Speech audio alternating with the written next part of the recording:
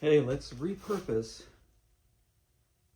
one of those saw stands that came with the Craftsman table saw years ago to a stand to hold a front axle assembly so I can prep it.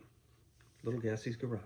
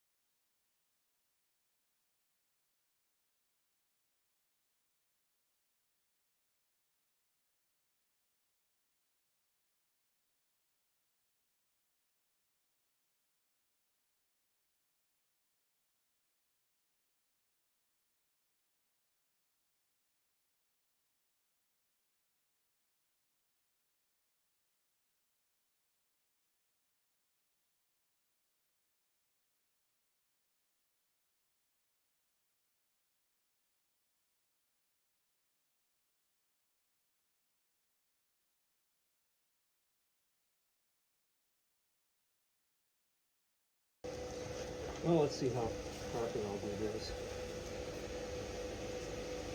Well, but first, people have shown up to look at my arc, so I'm going to wait.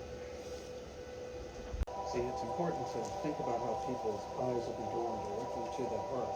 So the key is to wait until they back out of the driveway and go away. When the kids are next door, I'll go ahead and put up my curtain.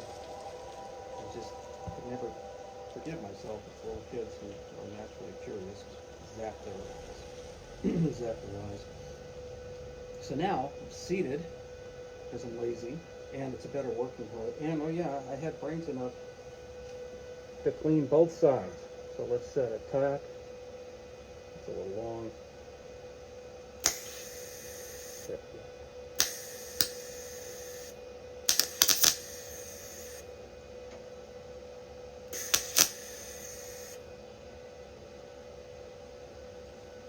The tack setting is kind of neat. Use wood. You're a dummy like me. There we go. That last one probably got some penetration.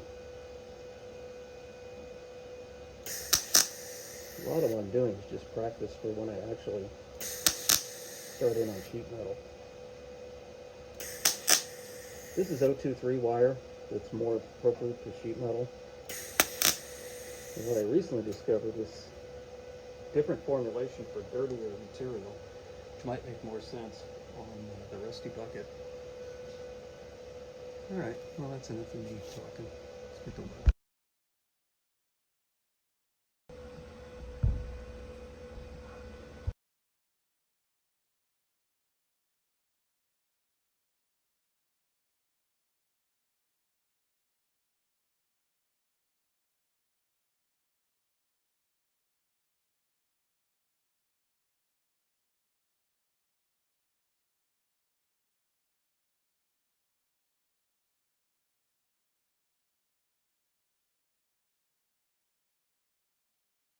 Well, the last one went on, of course, since I had a little more practice, a little bit better.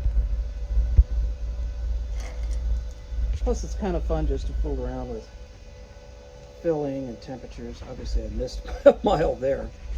But overall, they'll hold. They're not pretty. I'm not going to bother grinding it. I just want to make sure it's going to hold. And seagull shit.